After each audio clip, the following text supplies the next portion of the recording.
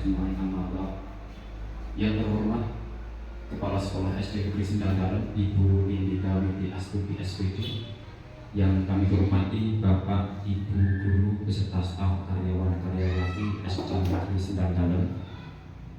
Pertama dan yang utama, marilah kita panjatkan puja dan puji syukur kehadirat Allah Subhanahu wa Ta'ala, yang mana pada kesempatan pagi hari ini kita semuanya bisa berkumpul di kampus tercinta kita dalam acara kegiatan diseminasi budaya positif yang nanti akan disampaikan oleh narasumber kita, Ibu Fitri Matia.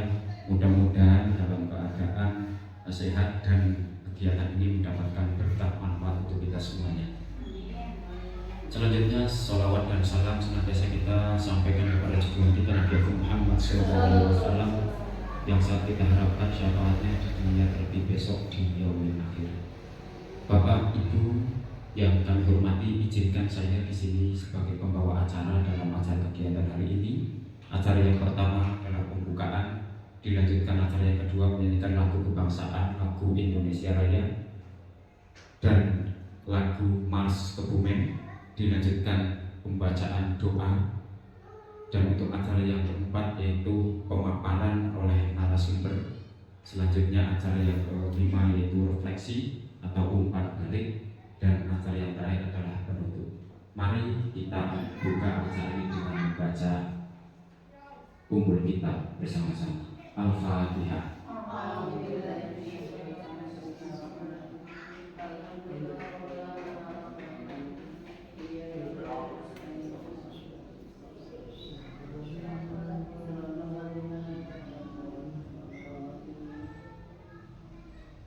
Terima kasih.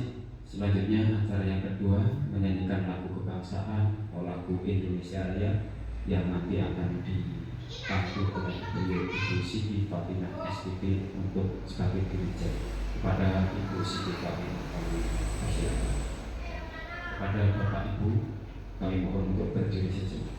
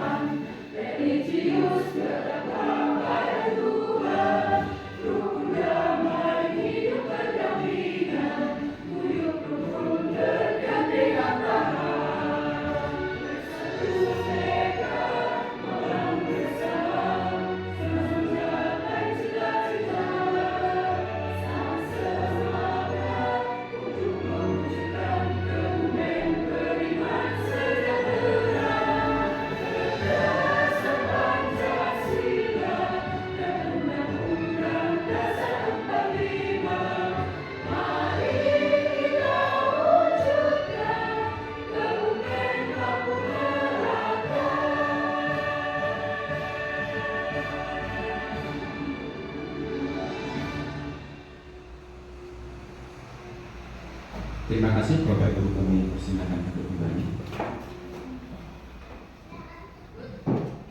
Dilanjutkan acara yang ketiga, yaitu pembacaan doa kepada Ibu Aswati SPD untuk memandu kegiatan atau pembacaan doa. Kami persilakan.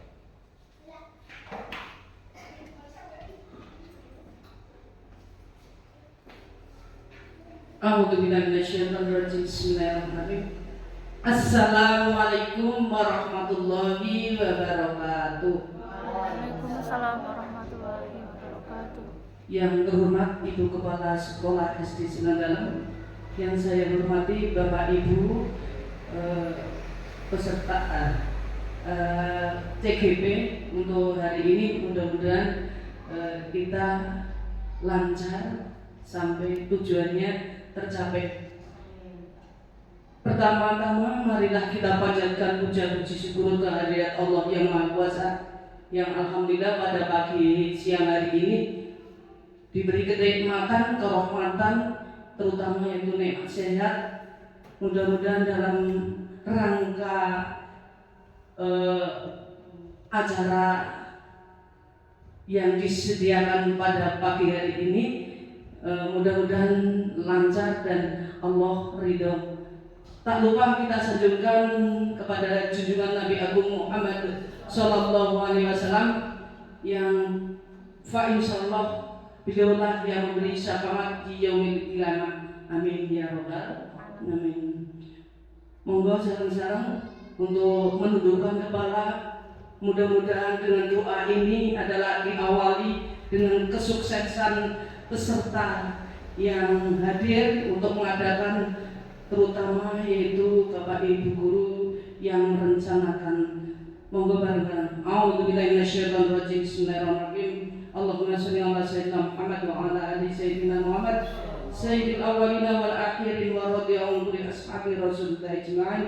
Bismillahirrahmanirrahim. Hamdan na'imin, hamdan yasyakirin, hamdan yuafi ni'amahu wa yukafi mazidah. Ya Rabbana lakal hamdu kama yanbaghi li jalali wajhika wa 'azimi sultanik. Allahumma shalli salatan tujina biha min jamil ahwali wal ahwal wa taqrimna biha jami' sa'irat wa tarfa'una biha ala darajat wa tudana aqsariyat min jamil kharati wa ba'da mamat. Allahumma tawli umurana wa sahih ajidan sana min ladunka rahmah innaka antal wahhab. Allahumma firli dunubi wa li walidayya warhamhuma kama rabbayana shaghira wa li jami'il muslimina wal muslimat wal mu'minina wal mu'minat al ahya'i minhum innaka ala kulli syai'in qadir. Rabbana atina fid dunya hasanah wa fil akhirati hasanah wa qina adzabannar wa sallallahu ala sayyidina Muhammadin subhanaka rabbika rabbil izzati amma yasifun wa salamun alal mursalin walhamdulillahi rabbil alamin bi barakatil Fatihah.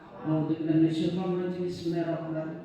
Alhamdulillahi rabbil alamin arrahmanir rahim maliki iyyaka na'budu wa iyyaka nasta'in ihdinas siratal mustaqim siratal ladzina an'amta 'alaihim ghairil maghdubi 'alaihim waladdallin. Matur nuwun sanget. Monggo kula berikan kepada pembawa acara. Terima kasih. Wassalamualaikum warahmatullahi wabarakatuh.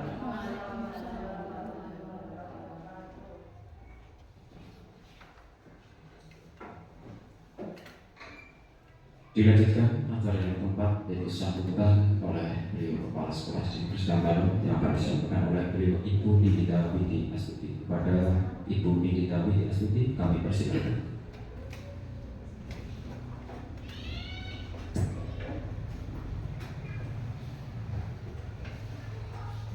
Assalamualaikum warahmatullahi wabarakatuh. Waalaikumsalam warahmatullahi wabarakatuh.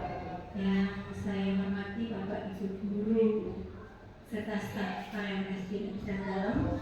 Mukadimah saya menunjukkan di sini saya selaku kepala sekolah merasa bangga karena pada hari ini akan ada kegiatan yaitu diseminasi tentang budaya positif yang telah dipelajari oleh Bapak Ibu guru dalam guru penggerak terutama CGP Angkatan 11, yaitu yang akan disampaikan oleh Ibu Fitri Natia. Mudah-mudahan nanti apa yang Ibu Fitri sampaikan atau paparan itu dapat bermanfaat bagi kita semua dan dapat menambah wawasan bagi kita, dan mudah-mudahan kita dapat menerapkan apa yang akan dipaparkan atau disampaikan oleh Ibu Fitri Nakia. Dan saya juga berharap Bapak Ibu di sini ikut mensukseskan kegiatan pada hari ini dan juga bisa menerapkan atau mengimplementasikan dalam kegiatan pembelajaran di kelas Bapak Ibu masing-masing. Kedepannya harapan saya kegiatan CGP ini bisa berdampak pada siswa-siswi kita, karena semua kelas di SD Krisdalam Dalam itu sudah menggunakan kurikulum Merdeka. Kiranya itu yang dapat saya sampaikan. Akhir kata, wabillahi taufiq wal hidayah. Wassalamualaikum warahmatullahi wabarakatuh. Waalaikumsalam warahmatullahi wabarakatuh. Terima kasih kami sampaikan kepada Ibu Kepala Sekolah SD Negeri Sendang Dalam, Ibu Nindita Witi Astuti SPD yang telah memberikan sambutannya. Untuk selanjutnya presentasi yang nanti akan disampaikan oleh narasumber pada kegiatan hari ini, beliau Ibu Fitri Nakia SPD. Waktu saya serahkan sepenuhnya kepada Ibu Fitri Nakia. Kami persilakan.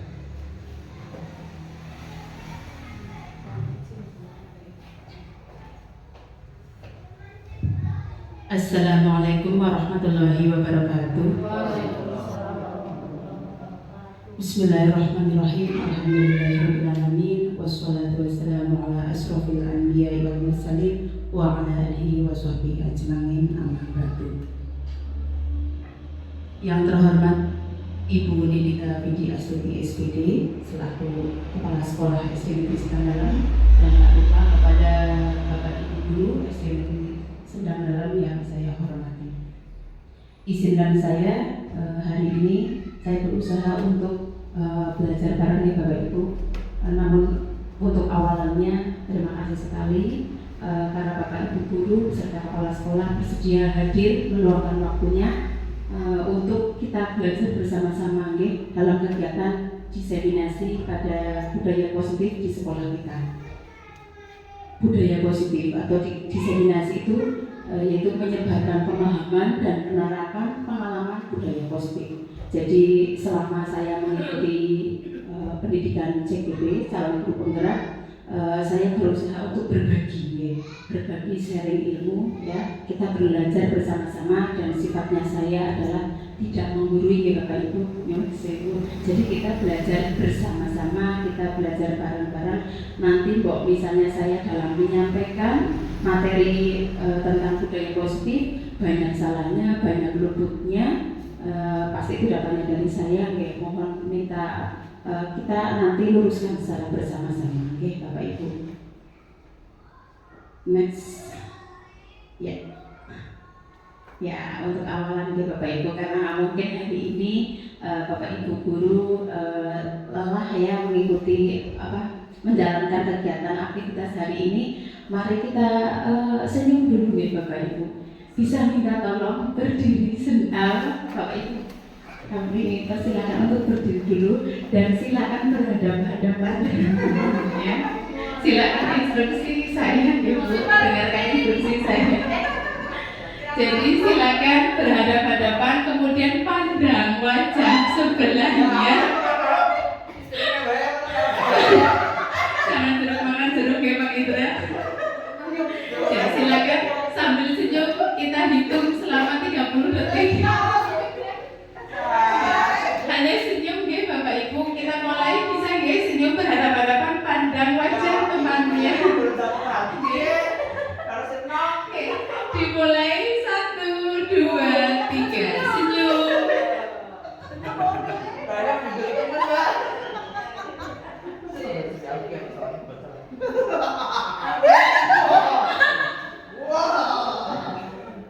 Senyum Pak Firman, tidak terlalu lebar.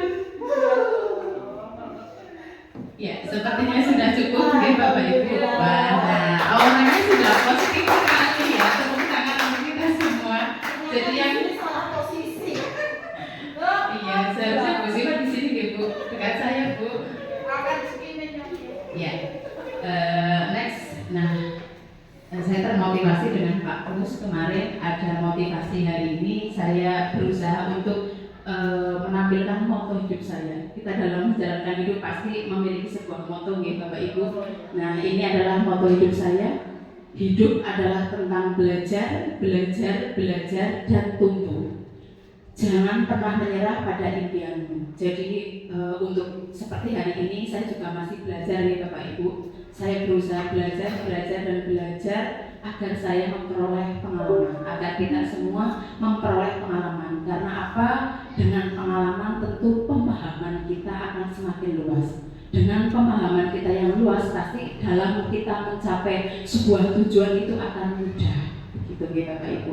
Makanya ada pepatah, guru yang baik, pengalaman adalah guru yang terbaik. Karena apa? Memang ketika kita sudah berpengalaman, pengalaman kita luas, tentunya akan memberikan pemahaman kita itu lebih mudah. Kita untuk mencapai sebuah tujuan, sebuah visi itu akan lebih mudah kalau kita itu banyak pengalaman.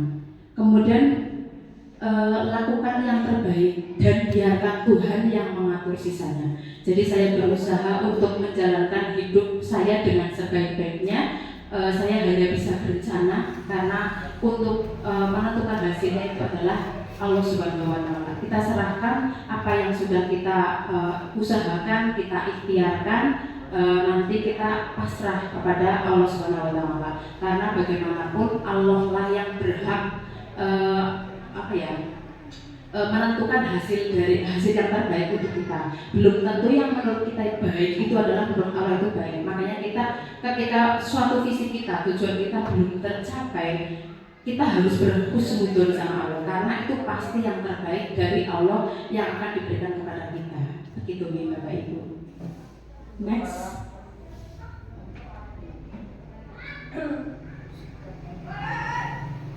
Ya, sebelum kita mulai pada pemaparan hari ini tentang budaya positif, kita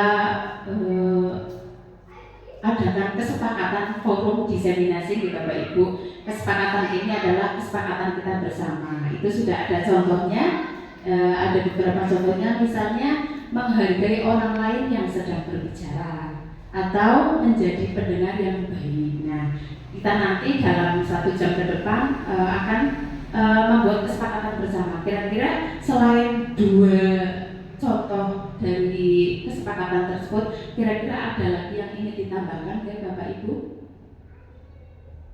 Kesepakatannya misalnya sudah menghargai orang lain yang sedang berbicara, menjadi pendengar yang baik. Mungkin ada lagi yang ingin ditambahkan untuk kesepakatan kita? Disiplin waktu. Oke, terima kasih Bu Kaswati. Jadi nanti bisa ditambahkan disiplin waktu. Ketika sudah berakhir ya sudah ini Bu. Oke.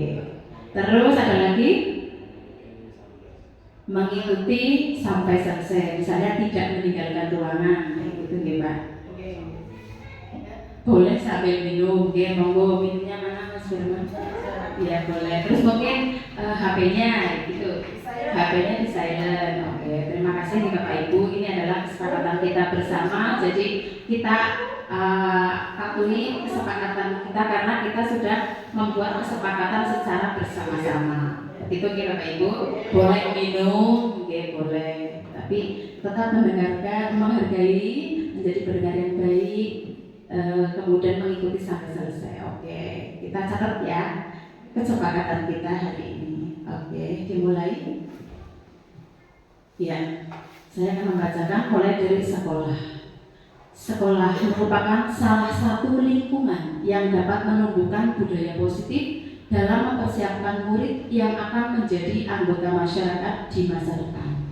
Jadi sekolah itu salah satu lingkungan karena kita kan ada pusat pendidikan. Jadi lingkungan itu ada 3, yaitu yang pertama ada lingkungan keluarga, lingkungan sekolah, dan lingkungan masyarakat. Nah, memang paling yang paling titik beratkan adalah lingkungan keluarga. Karena kalau misalnya di sekolah itu hanya beberapa jam. Istilahnya 24 jam, paling di sekolah 7 jam, 6 jam, sisanya ada 18 jam itu bersama keluarga atau bersama orang tua di rumah. Sebetulnya beban pundak dari anak didik itu adalah orang tua. Namun untuk saat ini kesadaran orang tua lebih cenderung untuk nitip, mempercayakan sepenuhnya ke lingkungan sekolah. Jadi ini adalah tugas kita nih Bapak Ibu.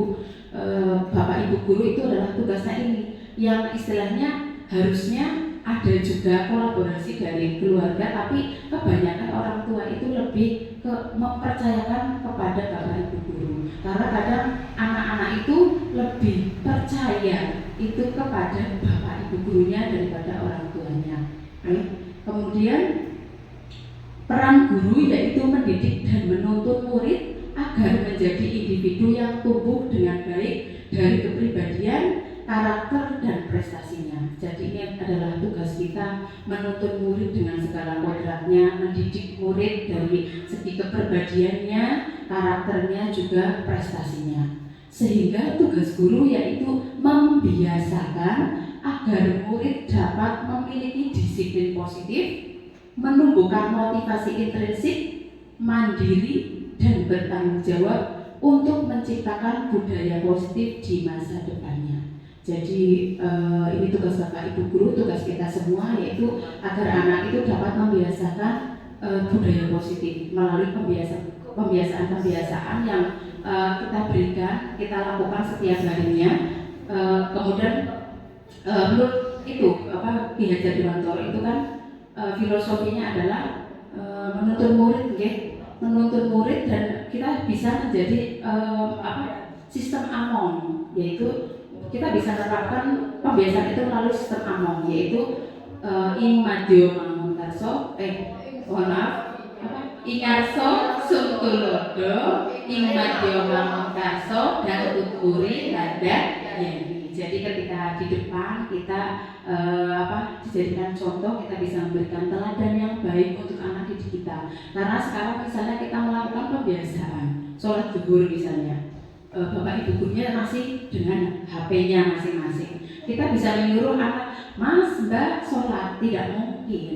Anak tidak akan pernah pasti jawabannya juga nanti lah Bapak Ibu guru juga tidak. Pasti seperti itu. Makanya ketika di depan adalah kita memberikan contoh, memberikan teladan yang baik untuk anak didik kita. Kemudian ketika di tengah saat anak-anak mulai lengah, kita dorong mereka. Jadi kita membangun semangat kepada anak didik kita untuk terus memberikan melakukan pembiasaan yang positif. Kemudian kalau di belakang, bagaimana Bu? Tuturi Hadayani, begitu. Kemudian motivasi intrinsik. Jadi kalau bisa anak-anak itu sadar ya dari dirinya sendiri, bukan karena faktor yang lain seperti itu. Ya, Bapak Ibu. Next.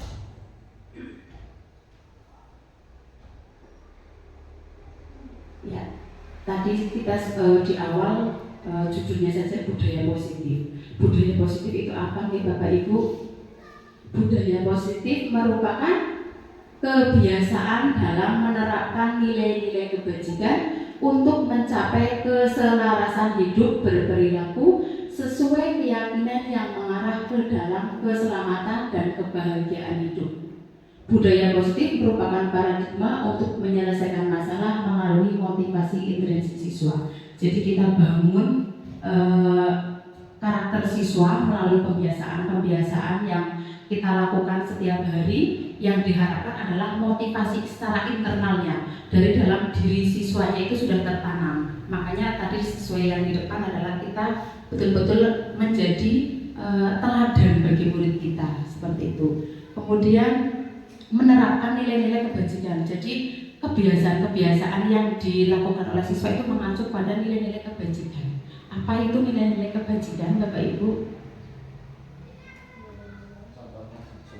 Jujur, mandiri, ya banyak sekali nilai kebajikan. Jadi nilai kebajikan itu merupakan fondasi kita berperilaku, oke Bapak Ibu.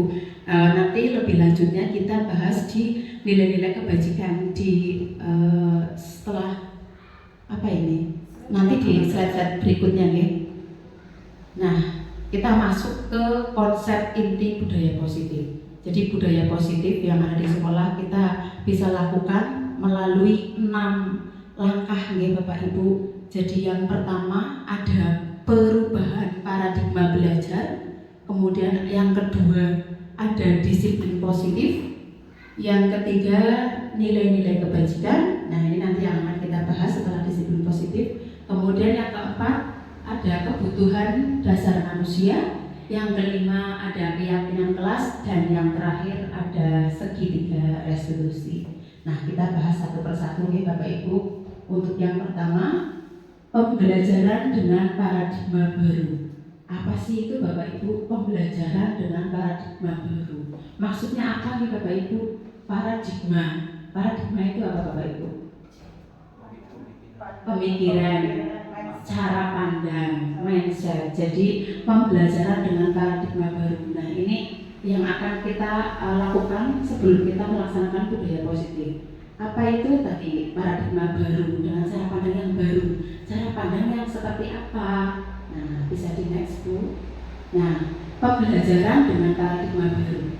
Pembelajaran dengan paradigma baru merupakan pembelajaran yang dirancang berdasarkan prinsip pembelajaran berdiferensiasi sehingga peserta didik belajar sesuai kebutuhannya berdasarkan tahap perkembangan sesuai teori psikologi modern untuk mewujudkan profil pelajar Pancasila. Nah, kita kunci ya, ada kata kunci di situ, ada pembelajaran berdiferensiasi. Paradigma barunya ini Bapak Ibu. Mungkin Bapak Ibu di kelas sudah melaksanakan pembelajaran berdiferensiasi nih, karena kita sudah 3 tahun melaksanakan kurikulum Merdeka. Tentu pasti kita dalam mendidik dan mengajar anak itu kita sudah menggunakan pembelajaran berdiferensiasi. Apa sih itu pembelajaran berdiferensiasi ya? Jadi di situ sudah jelas sekali sesuai dengan profil belajar murid, sesuai dengan kebutuhan murid, sesuai dengan gaya belajar murid. Nah, coba Bapak Ibu kita refleksi bersama, kita sudah melaksanakan pembelajaran berdiferensiasi. Apa sih tahapannya dalam kita membuat pembelajaran yang berdiferensiasi? Pertama apa Bu Kaswati? Tahapannya apa ya ketika kita melakukan pembelajaran berdiferensiasi? Anak dipersiapkan dulu, maksudnya untuk pembukaan pembelajaran ya anak siapkan dulu supaya ya siap untuk menerima pelajaran yang akan diberikan. Terima kasih Bu Kaswati. Tepuk tangan untuk Bu Kaswati. Masya Allah, luar biasa. Jadi ada kesiapan dulu. Nah, kesiapan itu dari apa saja sih yang perlu kita siapkan agar kita dapat melakukan berdiferensiasi, pembelajaran berdiferensiasi. Nah, tentu karena di sini adalah sesuai dengan profil belajar murid, sesuai dengan kebutuhan murid, tentu kita harus memetakan apa sih yang menjadi kebutuhan murid, apa sih gaya belajar murid, bagaimana sih gaya belajarnya, profil muridnya seperti apa. Nah, kita nanti akan memetakan dulu, memetakan sesuai dengan profil murid dan sesuai gaya belajarnya. Jadi sebelum kita melakukan pembelajaran berdiferensiasi, alangkah baiknya kita itu melakukan asesmen dulu ya. Asesmen itu juga bisa, itu ada asesmen diagnostik, kognitif dan non kognitif. Jadi asesmen diagnosis itu juga penting sekali bagi kita Bapak Ibu agar kita tahu masing-masing anak dengan keunikannya, dengan sifat dan karakter yang berbeda, dengan kebutuhan yang berbeda, karena memang masing-masing anak, masing-masing murid itu sangat berbeda. Kita tidak bisa menyamakan kebutuhan anak. Mungkin si A dengan yang si B kebutuhannya berbeda, gaya belajarnya juga sangat berbeda. Nah, kita di sini adalah tugasnya adalah memfasilitasi kebutuhan anak Bapak Ibu. Jadi tadi betul sekali kita memetakan dulu sesuai gaya belajarnya, sesuai kebutuhannya. Kemudian kita lakukan asesmen diagnostik. Karena ada 2, asesmen diagnostik kognitif dan non kognitif. Nah, kita untuk mencari latar belakang siswa itu untuk pertama apa? Melakukan asesmen diagnostik non kognitif. Mohon maaf. Jadi kita akan lebih tahu tentang hobi anak misalnya. oh si A, saya hobinya renang. Jadi ketika nanti kita mau ada perlombaan renang, oh ini anak sudah punya hobi renang misalnya. Jadi semua tentang saya. Kalau saya membuat itu semua tentang aku, semua tentang saya. Jadi saya akan lebih tahu, oh si A ternyata hobinya ini, oh yang disukai ini, yang tidak disukai ini. Terus kemudian di rumah itu anak-anak itu bagaimana perasaannya. Kalau di rumah itu didampingi apa tidak, didampingi oleh siapa, kita perlu tahu itu Bapak Ibu. Jadi kemarin saya menemukan kasus di kelas saya, ada yang mengatakan saya tidak bahagia di rumah Bu. Nah saya tanyakan, kenapa Mbak, kenapa tidak bahagia di rumah? Karena di rumah sepi, saya tidak pernah punya kasih sayang dari orang tua saya. Jadi ini penting sekali Bapak Ibu, berarti kan kebutuhan anak ini tidak terpenuhi. Nah jadi ini adalah tugas kita, karena orang tua itu sudah sangat mempercayakan kepada kita semua, kepada Bapak Ibu guru, karena lebih dipercaya anak didik itu lebih percaya kepada kita daripada kepada orang tuanya. Makanya kita betul-betul harus tahu latar belakang siswa. Jadi ketika saya berikan asesmen diagnostik non kognitif, saya akan lebih tahu oh si A, si B, si C dari hobinya, makanan kesukaannya apa, yang tidak disukai apa, didampingi apa tidak, itu akan kelihatan sekali. Kemudian untuk mencari latar belakang siswa lagi, karena kita ingin mencari kebutuhan anaknya itu seperti apa, kita bisa tanyakan misalnya dari guru kelas itu, tanyakan kepada guru kelas sebelumnya.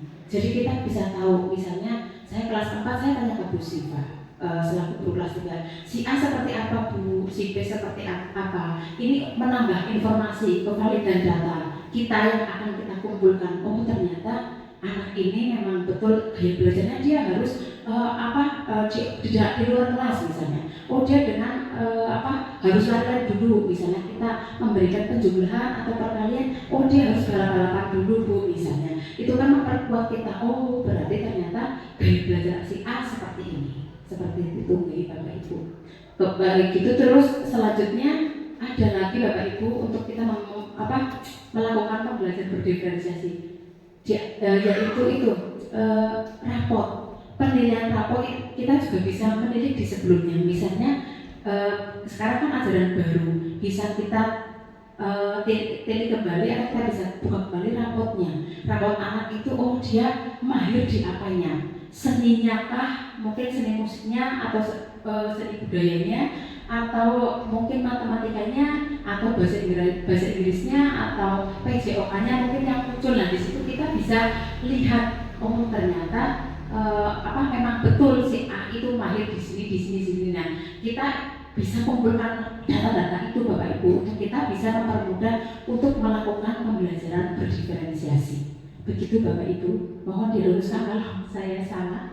Begitu. Kemudian sehingga peserta didik belajar sesuai kebutuhannya berdasarkan tahap perkembangan sesuai teori psikologi modern untuk mewujudkan profil pelajar Pancasila berdasarkan tahap perkembangan. Jadi tahap perkembangan anak itu berbeda-beda antara kelas 1, 2, 3, 4, 5, 6, tentu perkembangannya juga sangat berbeda. Makanya kalau anak-anak sudah masuk ke kelas tinggi, masa transisi itu menurut saya paling sulit di kelas 4, karena dari kelas rendah menuju kelas tinggi. Kalau kelas 5, kelas 6 mungkin sudah karena sudah dilakukan di kelas 4-nya. Tapi kalau di kelas 4 betul-betul kita memposisikan anak dari kelas 3 yang tadinya kelas rendah menuju ke kelas tinggi, itu menurut saya ada tantangan tersendiri Bu. Jadi mungkin yang kelas 1, 2, 3 bisa saja dulunya agak lemah. Begitu di kelas 4 dia mulai berpikir, mulai membangun kemampuan kognitifnya, akhirnya di kelas 4 bisa menonjol. Itu sangat mungkin terjadi Bapak Ibu. Karena saya berdasarkan pengalaman saya, kelas 1, 2, 3 ada yang kemampuannya bagus, menuju kelas 4 agak turun. Ini juga perlu saya refleksikan, ada apa dengan murid ini begitu. Nah ini adalah tugas kita Bapak Ibu. Terus untuk mewujudkan profil pelajar Pancasila. Nah sudah sering dinyanyikan nih Bapak Ibu, ada berapa dimensi dalam profil pelajar Pancasila? Ada 6 ya. Sering nyanyi ya Bu Siva? Iya. Pelajar Pancasila ya, ada 6 betul. Yang pertama apa Bapak Ibu? Beriman dan bertakwa pada Tuhan Yang Esa dan berakhlak mulia. Nah, itu dimensi yang pertama.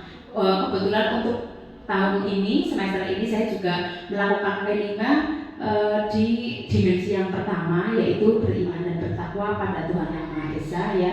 Jadi dan juga gotong royongnya gitu. Jadi yang saya ukur adalah akhlak anak. Jadi saya mengambil tema kearifan lokal tentang asiknya berkebun sayur. Jadi yang saya ukur adalah akhlaknya dulu, beriman dan bertakwa pada Tuhan Yang Maha Esa dan berakhlak mulia. Jadi akhlak terhadap alam yang akan saya ukur dulu. Kemudian dimensi yang kedua apa Bu? Pak?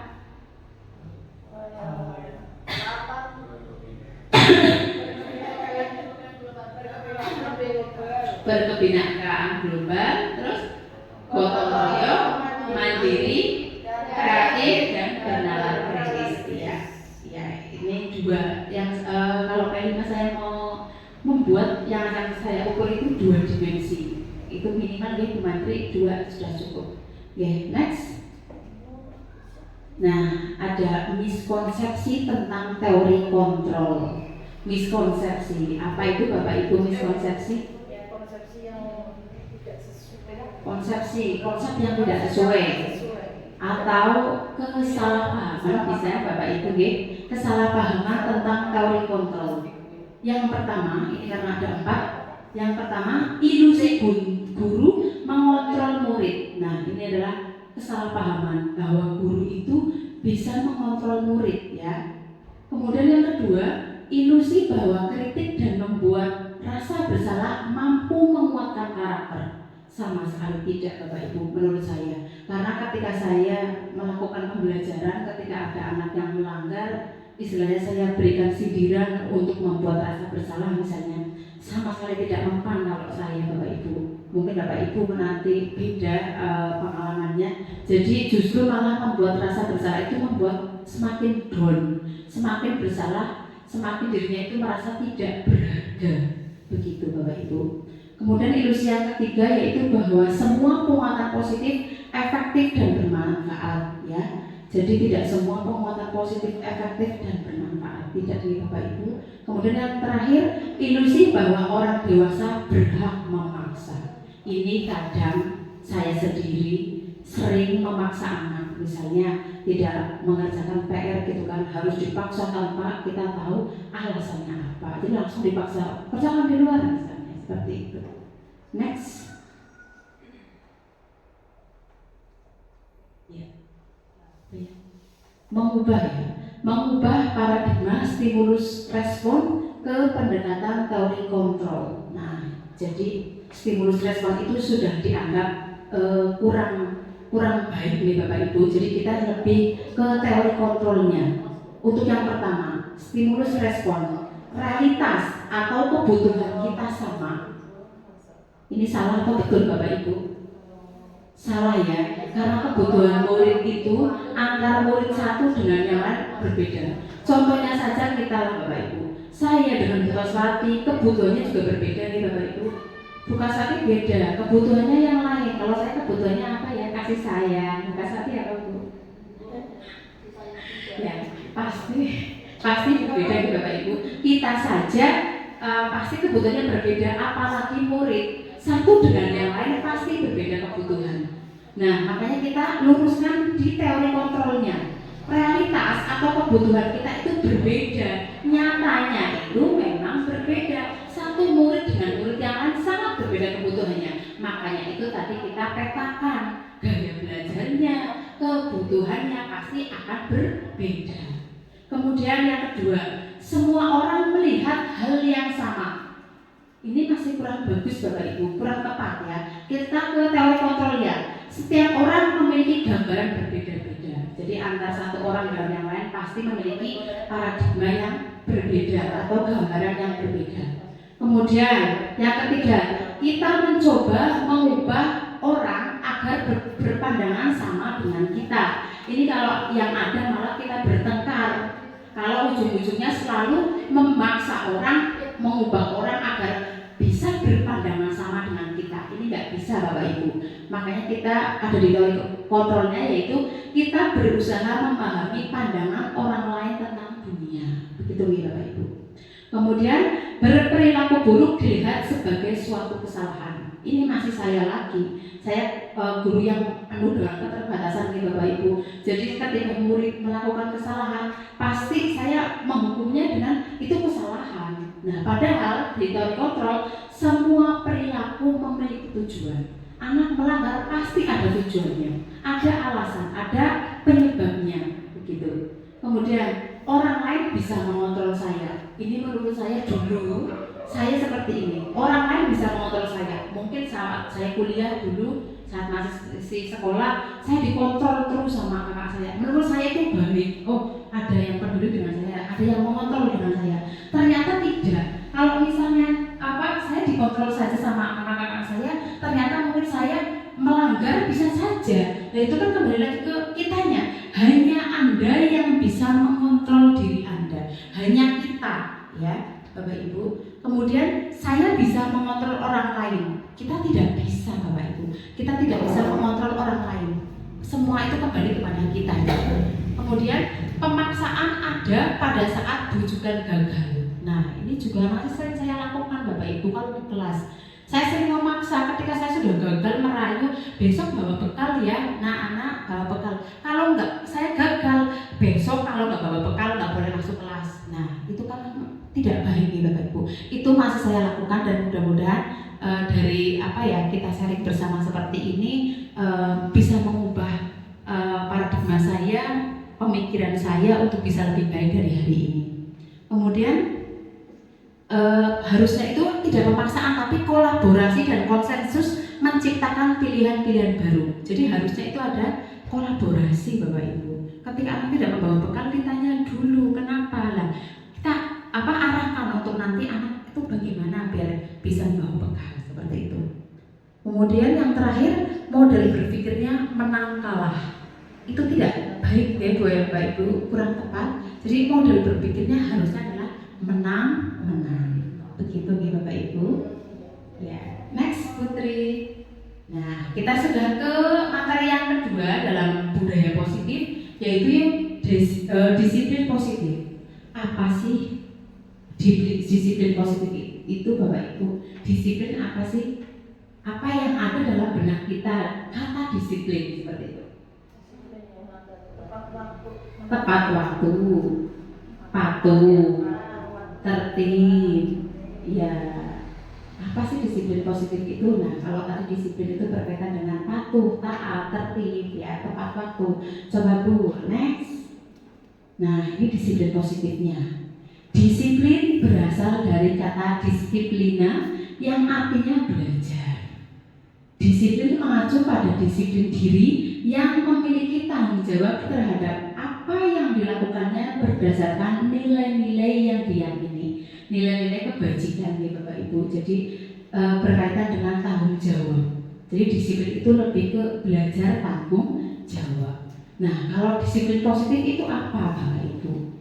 Disiplin positif merupakan salah satu cara penerapan disiplin yang bertujuan untuk menumbuhkan kesadaran serta memberdayakan peserta didik tanpa imbalan penghargaan atau reward, ancaman dan hukuman. Jadi ini lebih ke internalnya siswa, motivasi dari dalam diri siswa. Jadi tidak serta-merta anak melakukan sesuatu karena hukuman, karena penghargaan, ataupun karena ancaman.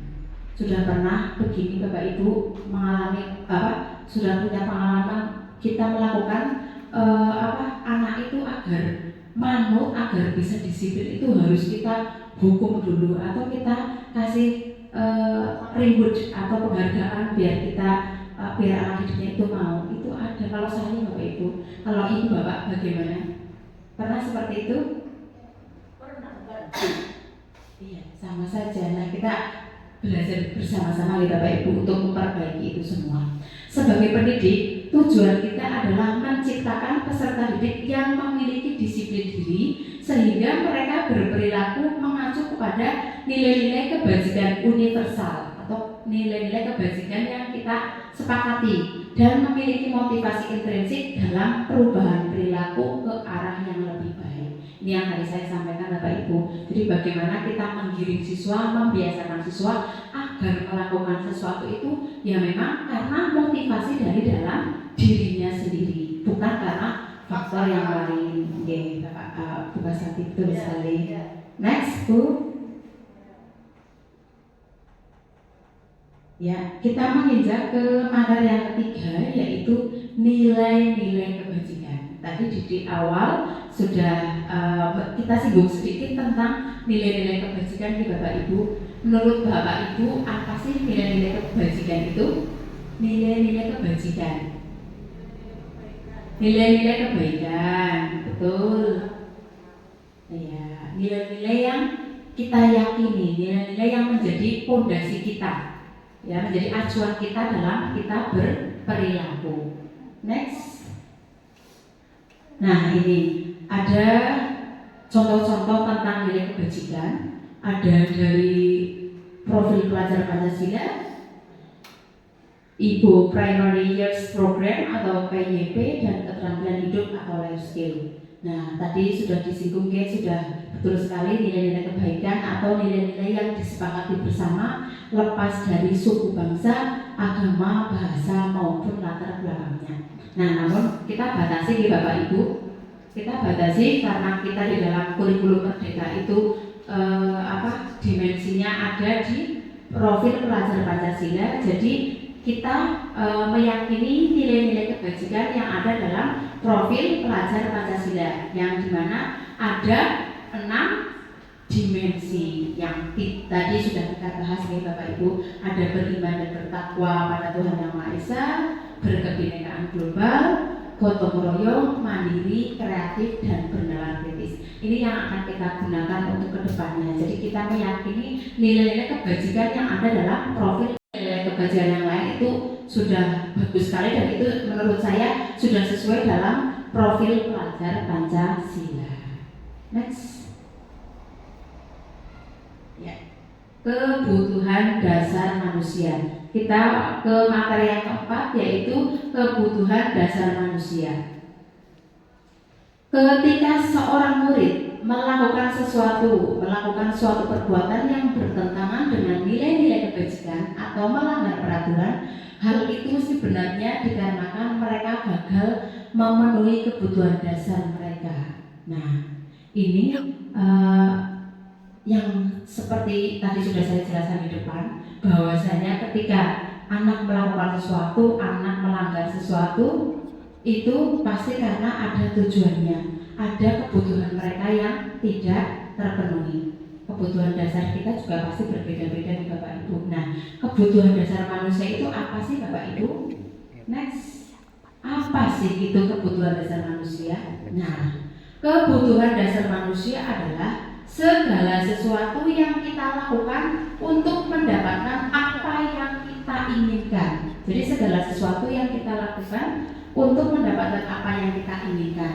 Seluruh tindakan yang kita lakukan memiliki tujuan tertentu, dan semua usaha terbaik yang dilakukan adalah dalam rangka agar kebutuhan dasar kita terpenuhi dengan baik. Makanya Bapak Ibu, ketika ada anak-anak kita yang melanggar, yang tidak sesuai dengan aturan yang kita sepakati bersama, pasti kita kadang cenderung lebih ke marah-marah atau langsung memberikan hukuman. Padahal kita harus telusuri dulu Bapak Ibu, ada kebutuhan apakah yang belum terpenuhi dari murid ini. Mengapa anak ini bisa melanggar? Pasti ada kebutuhan yang pastinya belum terpenuhi. Makanya kita tugasnya adalah menggali bagaimana kebutuhan anak itu bisa terpenuhi. Nah, ada apa saja? Ada berapa kebutuhan dasar manusia? Ya, ada 5. Betul sekali Bapak Ibu. Ada berapa Pak Mus? Ada 5. Iya, ada 5 kebutuhan dasar manusia yang pastinya harus kita miliki ya. Karena ketika kita tidak memenuhi satu saja kebutuhan ini, itu ada yang kurang dalam hidup kita. Yang pertama ada bertahan hidup, kebutuhan kita untuk bertahan hidup. Ini berkaitan dengan kebutuhan-kebutuhan primer seperti makanan, pakaian, tempat tinggal, keamanan, dan kesehatan. Ini kadang misalnya ada seorang kadang marah ya Bu, Pak, ada misalnya kasus pencurian misalnya. Itu kan karena mereka mencuri, itu pasti ada kebutuhan yang tidak terpenuhi. Misalnya dari kebutuhan primernya, misalnya untuk menghidupi keluarganya, dia harus mencuri. Ya walaupun ada pekerjaan yang lebih baik daripada mencuri, tapi pasti dia ada kebutuhan atau ada tujuan yang harus dia penuhi. Ada kebutuhan yang memang dia belum penuhi, makanya dia berbagai cara, melakukan berbagai cara untuk memenuhi kebutuhannya. Kemudian kasih sayang dan rasa diterima, ini kebutuhan yang kedua. Jadi yang pertama tadi apa Bapak Ibu? Kebutuhan untuk bertahan hidup. Yang kedua itu adalah kebutuhan kasih sayang dan rasa diterima. Rasa diterima, dipedulikan, berbagi, kerjasama, menjadi bagian dalam kelompok. Nah ini kadang yang sering terjadi adalah kasih sayang dan rasa diterima dalam kelompok. Kadang kita memberikan atau membagi kelompok itu kan secara heterogen ya Bapak Ibu, tidak secara homogen. Padahal kita sudah berusaha untuk secara heterogen. Oh si A misalnya kemampuannya agak lebih daripada yang lain, itu dicampur dengan yang lain misalnya yang kemampuannya agak lambat atau agak kurang seperti itu.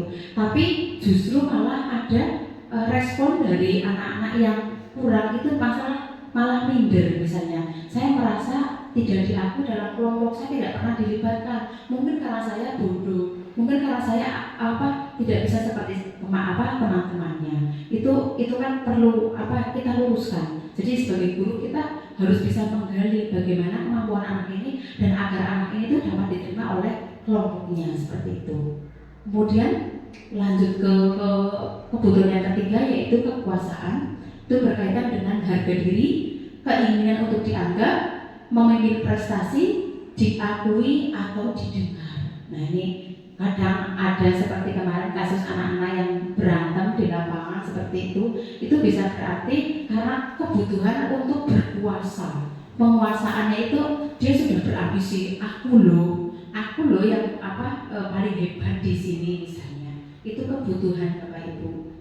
Nah kemudian untuk kebutuhan yang keempat yaitu adalah kebutuhan kebebasan, yaitu berkaitan dengan mandiri, memiliki pilihan, mencoba hal baru, mampu mengendalikan arah dirinya. Ini lebih agar anak itu lebih mandiri, kadang punya pilihan-pilihan. Makanya kalau kita memberikan pembelajaran ketika anak misalnya, Bu saya boleh membuat ini, Bu saya boleh membuat ini, Bu saya boleh membuat ini, itu kita tidak masalah Bapak Ibu, karena itu termasuk pembelajaran berdiferensiasi juga. Jadi kita memberikan kebebasan kepada anak agar anak tumbuh sesuai dengan gaya belajarnya, sesuai dengan kebutuhannya Bapak Ibu. Kemudian yang terakhir yaitu kebutuhan kesenangan, yaitu bermain, humor, antusias, tertawa. Nah ini kembali lagi pada tugas kita nih Bapak Ibu. Jadi kadang kita dalam mengajar, kita mendidik itu jangan terlalu sepaneng Bapak Ibu. Jadi kadang kita ada menyelipkan misalnya ice breaking gitu.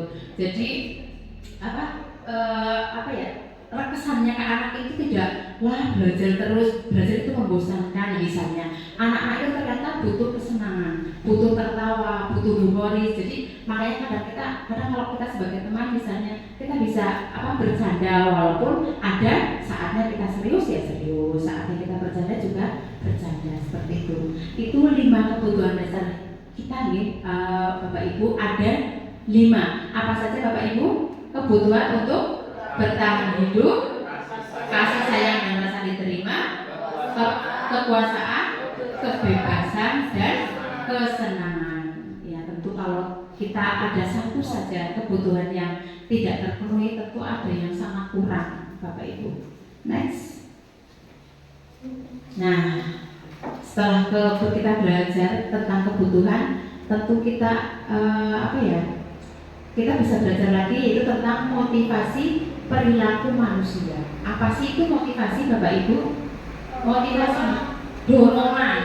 Ya, dorongan dari dalam bisa, dorongan dari luar juga bisa Bapak Ibu. Ya, kalau dari dalam berarti secara internalnya, kalau dari luar berarti secara eksternalnya. Motivasi perilaku manusia, dorongan kita bertingkah laku. Next. Nah, apa saja sih motivasi kita dalam berperilaku? Ternyata ada 3 Bapak Ibu.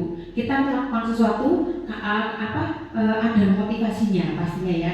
Nah, untuk motivasi yang pertama yaitu untuk menghindari ketidaknyamanan atau hukuman. Saya tanya coba Bapak Ibu guru. Bapak Ibu datang ke sekolah itu pagi-pagi misalnya jam 6:30 sudah di sekolahan. Motivasi Bapak Ibu itu apa? Apakah karena biar tidak telat, tidak terlambat? Mas Wati apa Bu? Motivasinya apa sih? Bu Mas Wati jam 6:15 sudah di sekolahan misalnya.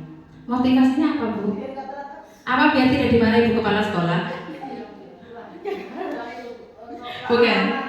Untuk keamanan.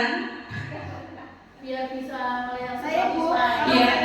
biar absennya tidak terlambat. Biar absennya tidak terlambat ya. Jadi masih dengan absen ya, absen biar tidak dimarahi kepala sekolah kayak gitu ya.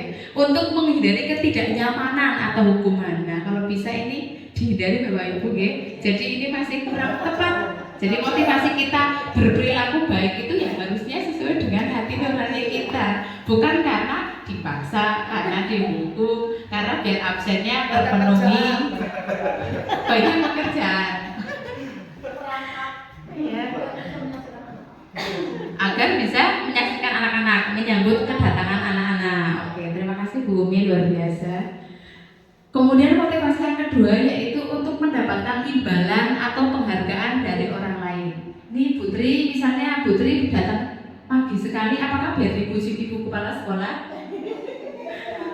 Bukan ya Bu, alhamdulillah bukan. Berarti bukan karena imbalan, bukan karena penghargaan atau reward atau bukan karena ini dipuji ya Bu, bukan karena juga dipaksa karena absen harus ini nggak boleh terlambat misalnya. Nah, motivasi yang paling bagus itu adalah motivasi yang ketiga, yaitu untuk menjadi orang yang mereka inginkan dan menghargai diri sendiri dengan nilai-nilai yang mereka percaya. Jadi datang lebih awal itu karena memang dari hati nurani kita, tidak ada embel-embel ingin dipuji, dihargai karena absen kan orang bangka B misalnya ya. Jadi memang dari hati kita saya ingin menyambut kedatangan anak-anak di depan gerbang seperti tadi Bu Umi. Itu bagus sekali. Mudah-mudahan saya bisa nih Bu Umi. belum bisa. Oke, next. Oh sebentar. Untuk motivasi ini juga ini tidak hanya kita Bapak Ibu, itu untuk anak juga. Jadi mari kita bersama-sama membimbing anak, menuntun anak agar motivasi yang datang itu bukan karena misalnya mengerjakan PR biar tidak dimarahi gurunya. Misalnya seragam rapi biar tidak atau misalnya atributnya kurang lengkap, maksudnya kalau upacara misalnya biar tidak dihukum misalnya, biar dipuji Bapak Ibu guru. Jadi lebih ke bagaimana kita membawa anak, menggiring anak, membimbing anak, menuntun anak agar ada motivasi dalam dirinya sesuai dengan nilai-nilai yang diyakini. Memang aku mengerjakan PR karena memang kebutuhan saya, tugas saya, seperti itu. Begitu Bapak Ibu? Iya, yes. Oke. Nah, ya. Jadi ada 3 pendekatan dalam budaya positif, Bapak Ibu.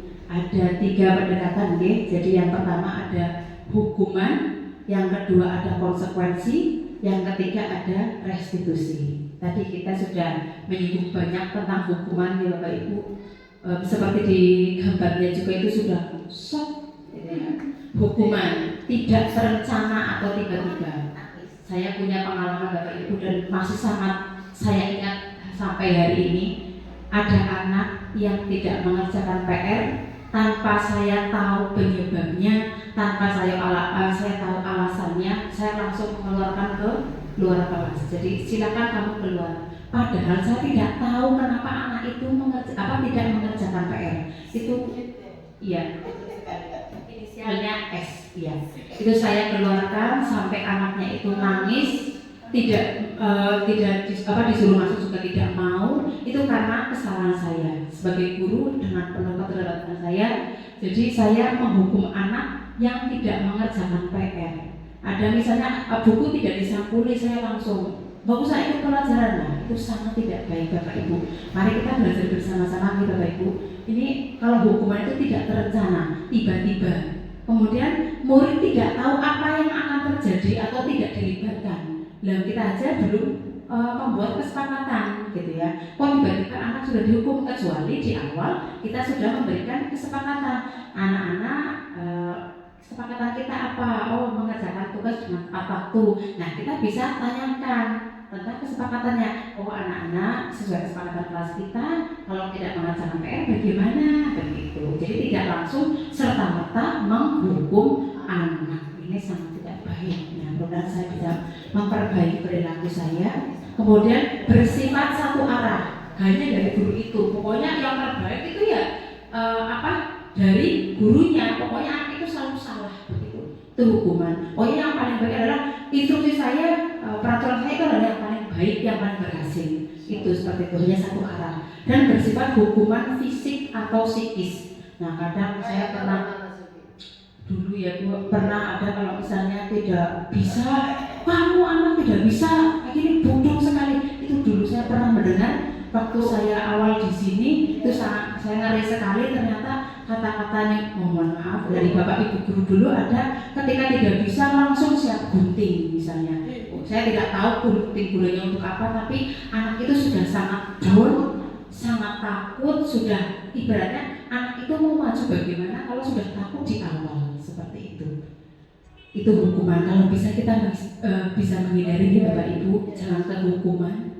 Kemudian yang kedua ada konsekuensi. Nah, kalau konsekuensi itu sifatnya bagaimana? Itu sifatnya terencana atau disepakati bersama. Jadi ada konsekuensinya. Kesepakatannya kita apa? Konsekuensinya apa kalau kita tidak melakukan itu begitu. Kemudian murid tetap dibuat tidak nyaman. Jadi tetap ya kalau di konsekuensi itu tetap ada perasaan murid tidak nyaman, karena kalau kita melanggar pasti ada rasa oh iya aku salah begitu. Jadi membuat rasanya itu tidak nyaman. Kemudian sikap guru selalu memonitor murid, selalu dipantau anak itu melanggar apa tidak seperti itu. Nah, namun yang paling bagus itu pendekatan yang ketiga, yaitu restitusi. Proses menciptakan kondisi bagi murid untuk memperbaiki kesalahan. Jadi bahwasanya kesalahan yang dilakukan murid itu adalah memiliki tujuan tertentu, ada alasannya, ada kebutuhan yang memang belum terpenuhi. Kemudian proses kolaboratif yang mengajarkan murid untuk mencari solusi sendiri. Jadi ada solusi, kita tawarkan kira-kira mau seperti apa begitu ke depannya. Jadi kita ada menawarkan ke anak-anak itu untuk mencari solusi sendiri. Oh, saya nanti akan mengerjakan Bu seperti itu. Nanti kita singgung di slide selanjutnya tentang restitusi ini Bapak Ibu. Kita next dulu. Nah, posisi kontrol guru. Tadi sepertinya sudah sedikit banyak kita sampaikan di depan tentang posisi kontrol guru. Apa saja ya Bapak Ibu posisi kontrol guru kita? Ada berapa? Ada 5 posisi kontrol guru. Nah, tadi kita sudah membahas yang pertama yaitu penghukum. Saya sering sekali melakukan posisi kontrol di posisi kontrol penghukum. Apa-apa tidak ditanyakan penyebabnya, alasannya, langsung kita hukum seperti itu. Misalnya ada topi, misalnya tidak membawa topi, tidak membawa dasi, sepatunya tidak hitam misalnya, langsung disuruh push up atau lari, atau misalnya harus membersihkan WC atau harus berdiri di sana gitu ya. Nah, itu penghukum Bapak Ibu. Ada penghukum, kemudian ada membuat rasa bersalah, ada posisi sebagai teman, sebagai pemantau, dan juga sebagai manajer. Untuk lebih jelasnya kita bisa lihat di contoh penerapannya langsung nih Bapak Ibu. Contoh penerapan 5 posisi kontrol guru. Jadi ada sebuah kasus yaitu siswa tidak memakai topi saat upacara bendera. Nah, Kalau saya dulu lebih sering ke penghukum langsung, baris sana, hormat sana misalnya, hormat pada bendera selama 1 jam, penghukum ya. Ini kalau kita langsung menjadi posisi penghukum itu akan meninggalkan rekam jejak yang sangat negatif ke anak-anak kita ketika kita dewasa, Bapak Ibu.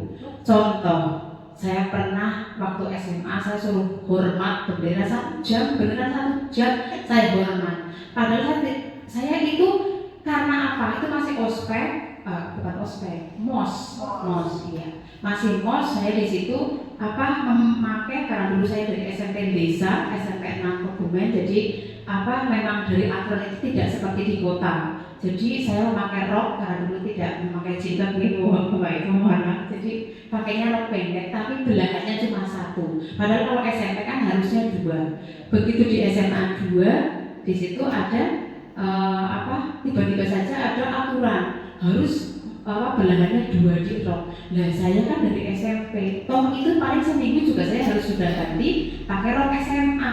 Buat apa saya beli lagi? Apalagi saya berasal dari keluarga yang kurang mampu. Saya untuk membeli rok lagi, apalagi cuma dipakai seminggu yang akan datang sudah ganti dengan rok SMA yang panjang. Saya setiap hari suruh hormat bendera selama 1 jam. Seharusnya menurut saya Bapak Ibu gurunya itu tanya dulu.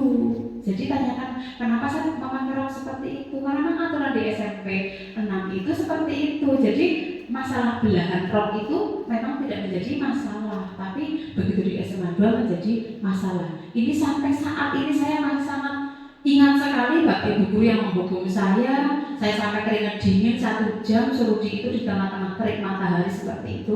Ini meninggalkan rekam jejak yang sangat buruk untuk kedepannya. Ini untuk kita bersama-sama nih Bapak Ibu, jangan langsung menjadi guru yang berada di posisi kontrol penghukum. Kita bisa meminimalisir pelan-pelan seperti itu secara bertahap. Kemudian pembuat rasa bersalah. Berapa kali ibu bapak guru memberitahu kamu selalu saja mengecewakan ibu bapak guru. Ini kalau misalnya sudah disindir seperti ini itu juga anak itu pasti akan down. Bukannya akan memperbaiki, tapi kok saya selalu salah ya, begitu. Saya selalu pesimis. Jadi itu lebih ke psikisnya anak, malah jadi lebih yang tidak nyaman begitu. Kemudian posisi kontrol sebagai teman. Ayo dong, nah ini lebih ke persuasif. Jadi lebih kita mengajak siswa. Ayo dong ikuti aturan sekolah. Tolong bantu ibu bapak ya. Sekali ini ya sudah tidak apa-apa, lain kali jangan berbuat seperti ini lagi ya. Nah itu kadang kita kalau di pembelajaran di dalam kelas biasanya lebih sering ke teman begitu Bapak Ibu. Kemudian posisi kontrol sebagai pemantau yaitu kamu sudah melanggar peraturan sekolah, kamu tahu konsekuensinya apa. Setelah upacara kamu beli atributnya ke koperasi dan jangan diulangi lagi ya. Ini sudah lebih bagus. Jadi ada menawarkan karena mengingatkan konsekuensinya apa seperti itu. Namun yang paling bagus adalah posisi kita sebagai guru itu ada di level paling atas yaitu level manager. Apakah kamu tahu kesalahanmu? Kira-kira bagaimana kamu memperbaiki kesalahanmu? Jadi ditanyakan dulu kesalahannya itu apa, penyebabnya apa, kemudian solusi untuk kedepannya seperti apa. Jadi iya, tidak boleh langsung vonis nih Bapak Ibu. Jadi tanyakan dulu mengapa alasannya, kemudian mengapa bisa melakukan seperti itu dan kira-kira solusinya seperti apa untuk kedepannya. Begitu Bapak Ibu. Nah, kita bermain tebak-tebakan nih Bapak Ibu. Jadi ada beberapa itu tentang pernyataan atau kalimat itu kira-kira posisi kontrol apa? Posisi kontrol apakah aku? Jadi ada beberapa pernyataan. Yang pertama yaitu saya kecewa sekali dengan kamu. Kira-kira posisi kontrol guru apa ini Bapak Ibu? Saya kecewa. Pembuat rasa bersalah. Oke, pembuat rasa bersalah. Yang kedua, kamu tidak pernah benar melakukannya. Penghukum apa rasa bersalah? Penghukum karena langsung ya Bu. Kamu tidak pernah benar melakukannya begitu. Penghukum. Yang ayolah lakukan demi saya ya, tenang. Kemudian yang selanjutnya, apakah kamu mau mendapatkan stiker bintang hari ini? Posisi apa? Pemantau. Ya, ada konsekuensi, ada reward atau penghargaan ya kalau pemantau. Kemudian yang terakhir, masih ada nanti. Bagaimana kamu bisa menyelesaikan masalah ini? Ini posisi manajer. Ya, betul Pak sekali Bapak Ibu. Kemudian yang selanjutnya, kamu selalu yang paling terakhir. Penghukum ya, karena langsung ngejudge ya. Kamu selalu yang paling terakhir ya, langsung divonis kamu pasti yang terlambat misalnya. Kemudian kamu tidak akan mendapatkan bintang bila tidak menyelesaikan tugas ini ya. Apa posisinya? Pemantau, ada bintang reward ya. Kemudian yang selanjutnya, berapa kali sih saya sudah mengatakan kepada kamu membuat rasa bersalah. Kemudian ingat bukan apa yang telah saya lakukan untuk kamu? Ingat bukan apa yang telah saya lakukan untuk kamu? Pemantau. Teman. Ya. Terus kamu tidak akan pernah berhasil dalam kehidupan ini. Penghukum. Terakhir, apa rencanamu untuk menyelesaikan ini? Manajer. Oh ya, oke. Betul sekali manajer. Nah, posisi kontrol seperti apakah yang diposisikan oleh gurunya Kaila? Kita berhenti sejenak nih Bapak Ibu, kita melihat dulu video tentang film pendek tentang posisi kontrol guru ya Bapak Ibu.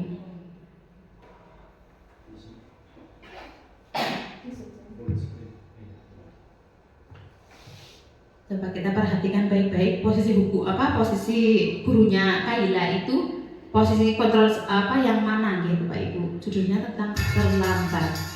Ibu sudah pernah bilang kan sama kalian semua, kalau ibu sengaja mengambil jam pertama untuk mata pelajarannya ibu, untuk melatih kalian disiplin. Kalian tahu kan peraturannya ibu? Kalau ibu tidak akan dimulai pelajaran kalau masih ada yang terlambat. Kalian ini apa kan? Dari komputer kan? Kenapa masih ada yang terlambat? Kayla mana? Kayla di mana? Ibu sudah bilang, ibu tidak akan mulai pelajaran kalau ada yang bukan terlambat. Kayla, sini kok. Apa lagi alasanmu Kayla? Hah? Ketiduran kau lagi? Macet kau? Bu.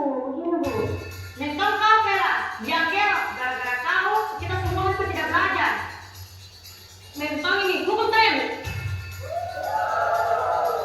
Sudah. Jangan lagi ada yang nakal. Kayla, di situ.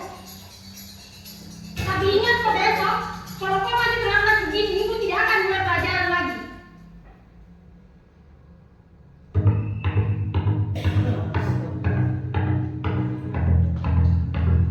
Selamat pagi anak-anak.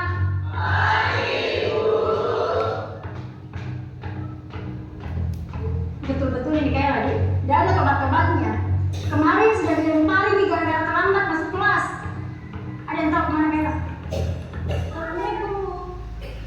Terlambat. Tidak usah banyak alasan. Berdiri ke depan. Sepanjang pelajaran ini hari ini, kok berdiri terus di depan? Dede terlambat sih.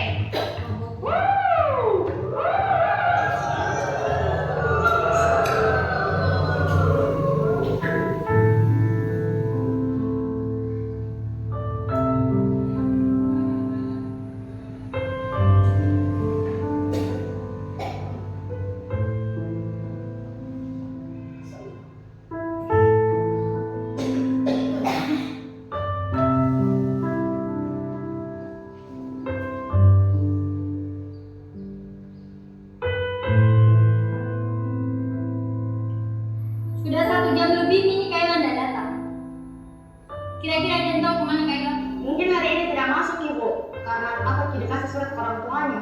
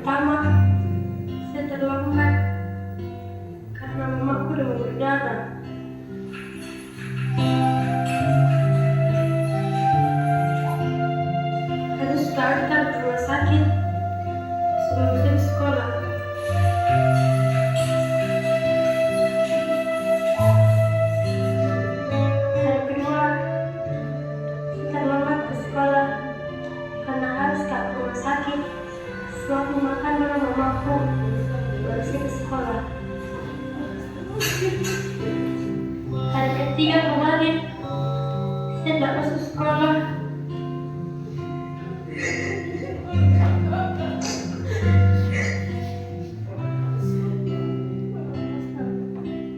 Teringatku hal yang muda menjagatku di kecil dulu. Tetap bikin rumahku. Apakah tergetar hatimu? Di sini anakmu terjatuh. Tak ada tempatku mengadu. Tangisku dalam sendiriku. Kalau bukan bapakku suruh menjadi insinyur, tak bakalan tak masuk sekolah ada ibu. Saya kira kalian semua mau lempari kak. Lemparkan Pak, lempar mulut, lempar. Saya kira kita menghukum kak, hukum Pak.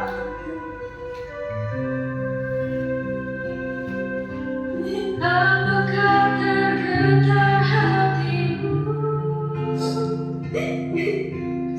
Di sini anakmu terjatuh. Rinduku hadirmu, oh bunda. Ya Allah, saya sampai ya itu adalah Kayla, seorang anak yang memang selalu terlambat. Nah, ini adalah pelajaran bagi kita semua, Bapak Ibu.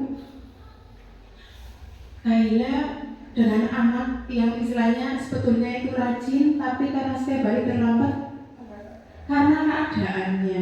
Jadi karena ibunya yang sakit, dan dia adalah dia merawat, dia harus mengantar ke rumah sakit seperti itu. Makanya kita sebagai guru, ketika anak-anak kita itu melakukan kesalahan, melanggar sebuah aturan, kalau bisa kita tanyakan dulu penyebabnya itu apa, tidak langsung kita mengejas gitu. Kalau posisi seperti tadi, gurunya Kayla itu memiliki posisi kontrol seperti apa, Bu, Pak? Di mana posisinya gurunya Kayla?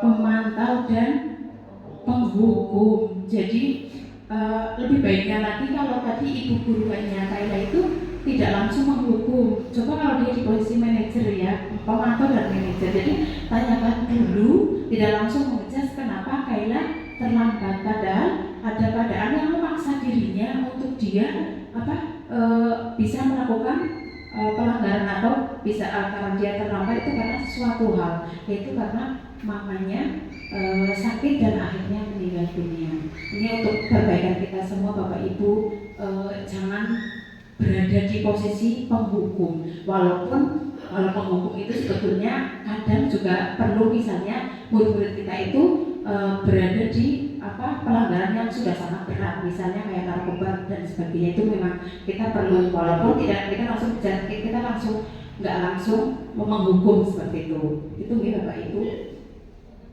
Kemudian lanjut ya Bapak Ibu, apa masih terharu? Nah ini kan kalau tadi yang tentang Kayla itu masih ada di benak kita semua lah sebagai gurunya. Pasti suatu saat gurunya akan mengingat, menyesal mengapa dulu bisa menghukum Kayla. Padahal kalau di awal kita tanyakan alasannya, penyebabnya pasti tidak akan terjadi seperti itu. Sampai anak-anak yang lain juga melempar gitu kan, itu kan membuat dirinya semakin merasa bersalah seperti itu. Oke, lanjut kita ke poin yang kelima, tentang keyakinan kelas. Mengapa keyakinan kelas? Mengapa bukan peraturan kelas? Nah ini Bapak Ibu, kira-kira kenapa ya alasannya? Kenapa bukan peraturan kelas? Kenapa keyakinan kelas? Kenapa keyakinan kelas bukan peraturan kelas? Apa ya Bapak Ibu? Kalau peraturan itu dibuat oleh ya satu pihak biasanya gurunya. Kalau keyakinan kelas itu lebih ke kolaborasi, jadi antara guru dan siswa. Kalau misalnya kayak tata tertib itu termasuk apa Bapak Ibu? Peraturan apa keyakinan? Peraturan, karena dipihak oleh satu pihak, hanya sekolah yang membuat tapi tanpa melibatkan anak didik seperti itu. Oke, Putri next.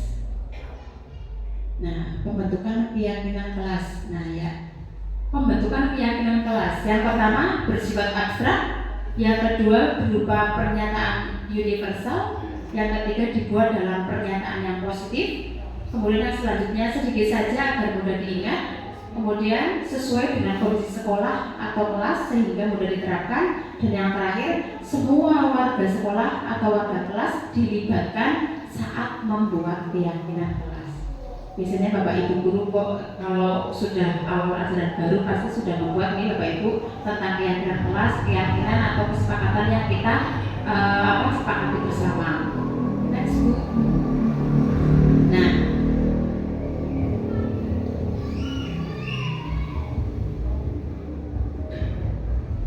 pembuatan keyakinan kelas.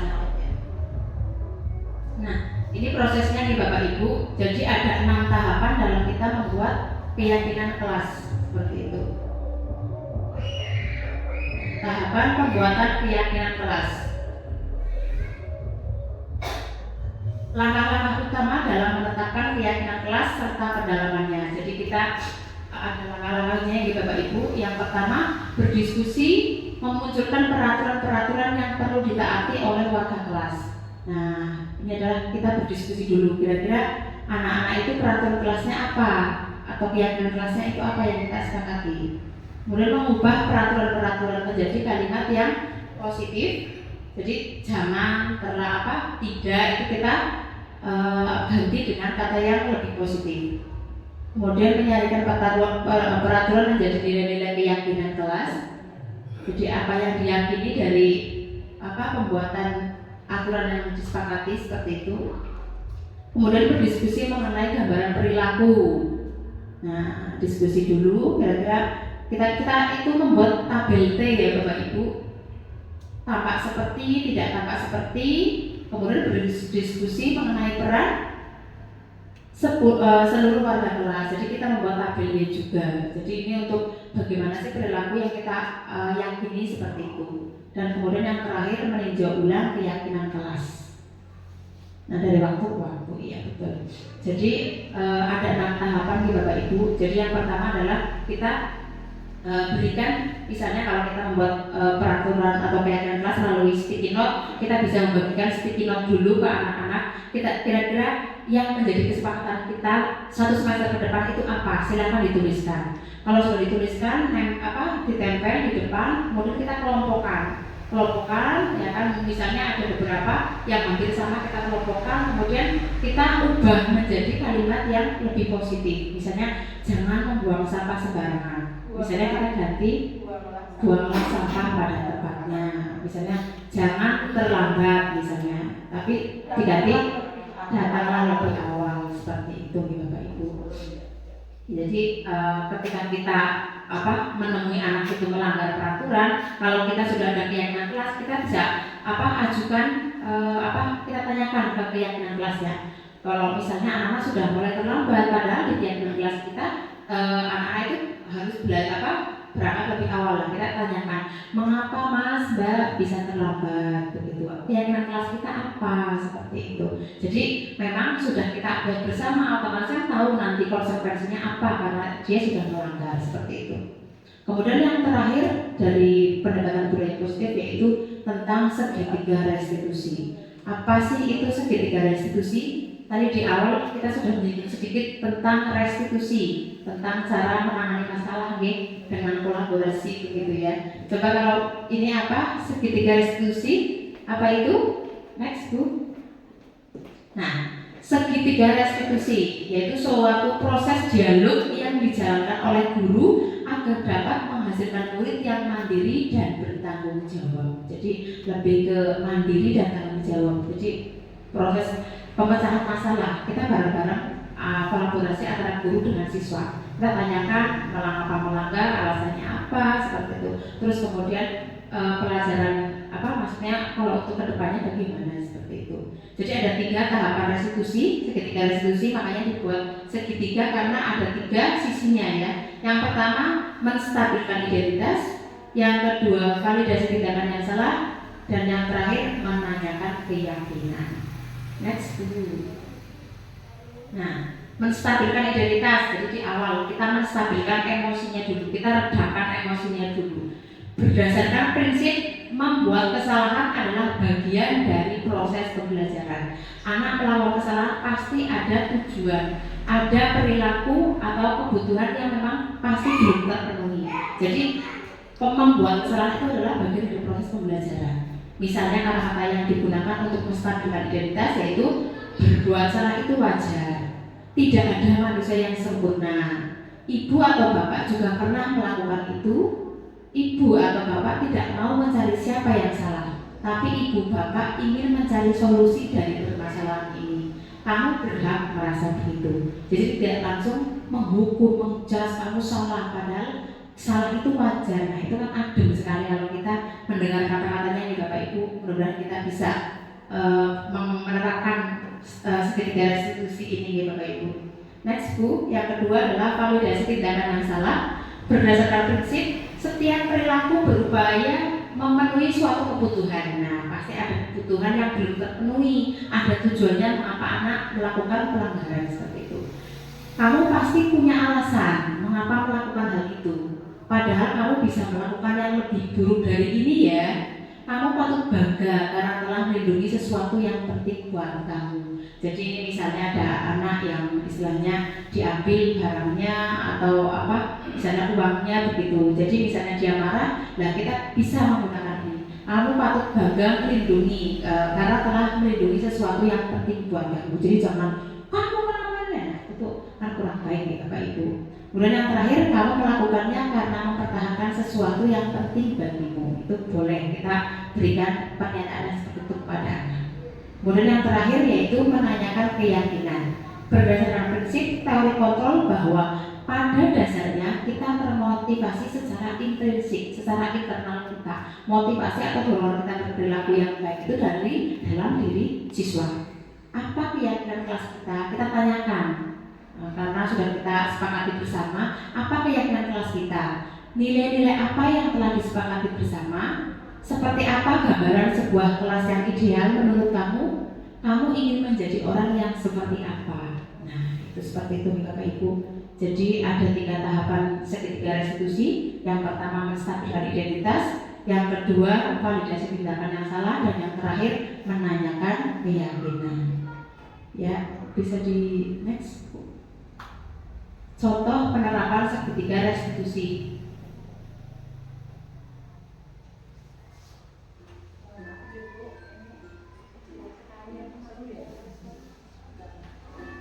Tentang penerapan segitiga restitusi. Segitiga restitusi, kalau ditarik aja nggak apa-apa, langsung ke itunya. Penerapannya karena sudah dijelaskan ya, menstabilkan itu yang geser aja. Menstabilkan identitas, terus validasi tindakan yang salah, sama yang terakhir menanyakan keyakinan. Nah ini kasus yang pertama, ada anak yang memang tertidur ya saat pelajaran.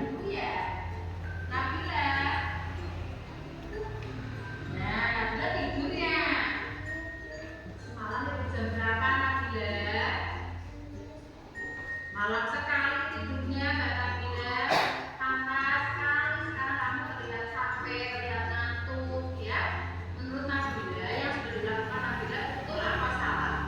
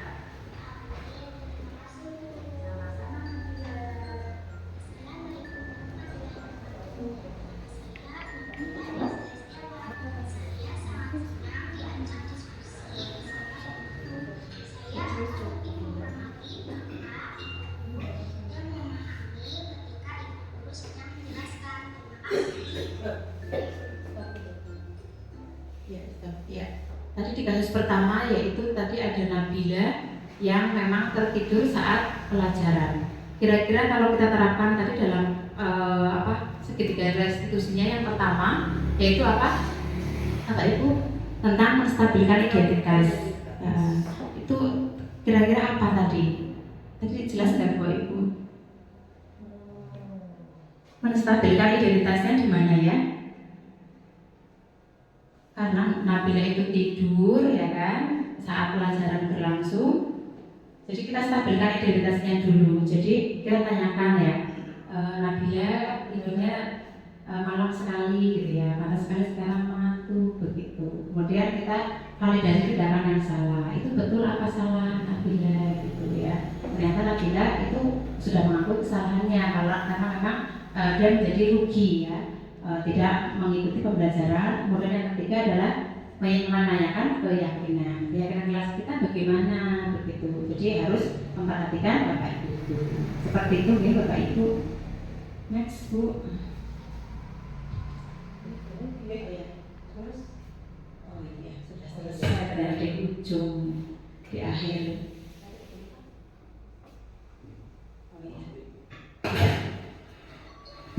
Dalam penerapan program disiplin positif, hendaknya guru memiliki standar kepribadian, profesional dan sosial yang baik sehingga guru mampu merefleksikan dirinya dalam posisi kontrol saat ini. Bagaimana perjalanan dirinya sebagai among atau manajer yang menuntun murid-muridnya menjadi insan yang mandiri, merdeka dan bertanggung jawab. Ya, demikian yang dapat saya paparkan pada hari ini. Kurang lebihnya saya mohon maaf. Yang seterusnya, bila taufiq hidayah. Wassalamualaikum warahmatullahi wabarakatuh.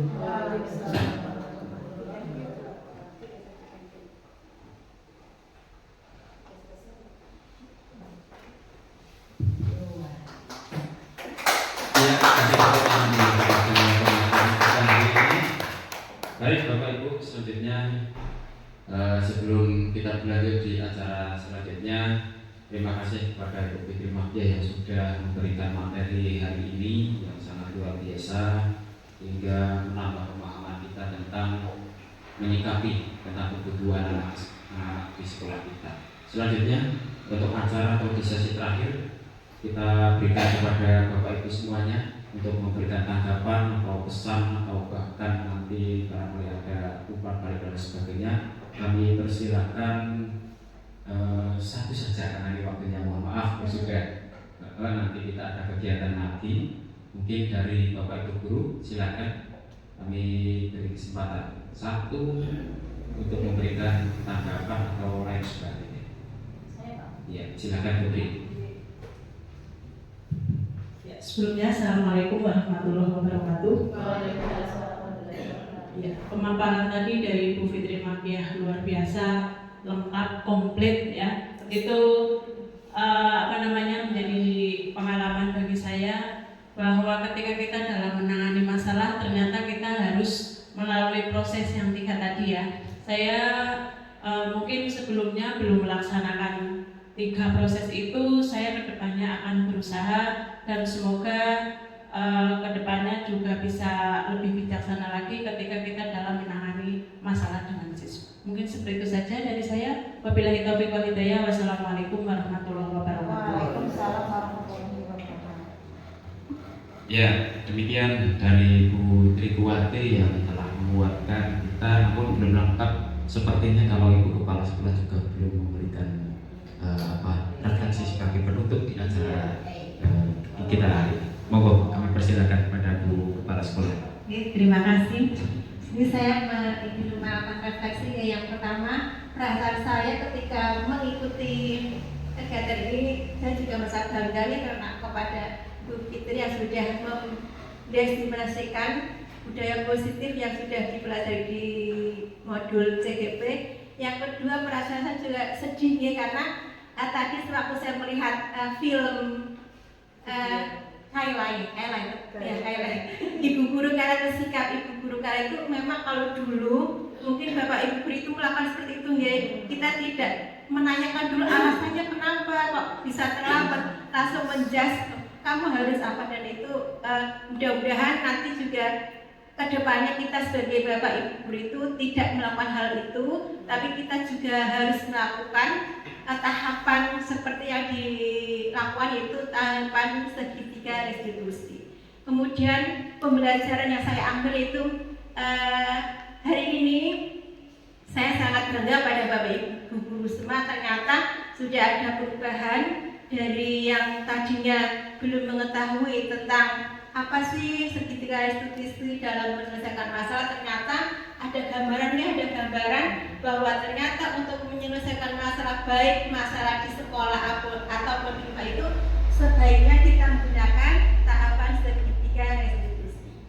Ya, kedepannya insya Allah kami di sini Bu Fitri ingin berusaha mengimplementasikan apa yang didapat atau yang kita pelajari hari ini atau yang kita terima hari ini dalam pembelajaran kita di kelas dan juga dalam keluarga kita masing-masing. Akhirnya itu. Iya, terima kasih kepada Ibu Kepala Sekolah dan juga Ibu Tri. Kita beri tepuk tangan yang baik. Baik, Bapak Ibu semuanya yang saya hormati, tentunya dari awal tadi mulai dari acara pembukaan sampai pemaparan materi hingga penyampaian umpan balik atau refleksi sudah kita laksanakan bersama-sama, dan di penghujung acara nanti kita diadakan foto bersama sebagai dokumentasi yang sudah kita lakukan ini. Kiranya saya sebagai pembawa acara banyak salah banyak hilaf. Mohon maaf yang seikhlas-ikhlasnya. Saya akhiri. Assalamualaikum warahmatullahi wabarakatuh. Monggo kepada Bapak Ibu untuk maju ke depan. Backgroundnya masih tetap di sini, tidak apa-apa. Iya, background depan juga boleh. Jadi kita foto sekali, kemudian Bapak Ibu kami persilahkan untuk yang melakukan kegiatan hari ini. Terima kasih.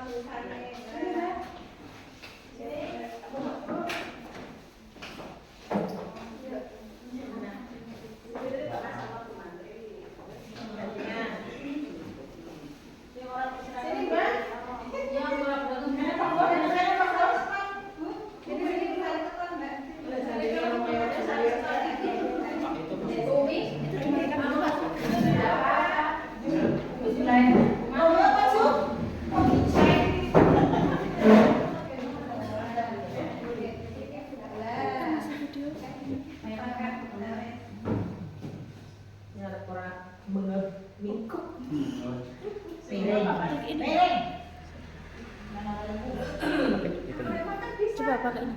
1, 2, 3. 1, 2, 3. Pak. Ada yang kurang, ada Pak Mus kata besi. Pak Mus nempel lagi. Pak Mus nempel buka. 1, 2, 3. 1, 2, 3. Ya, oke. 1, 2, 3. Terima kasih Bapak Ibu.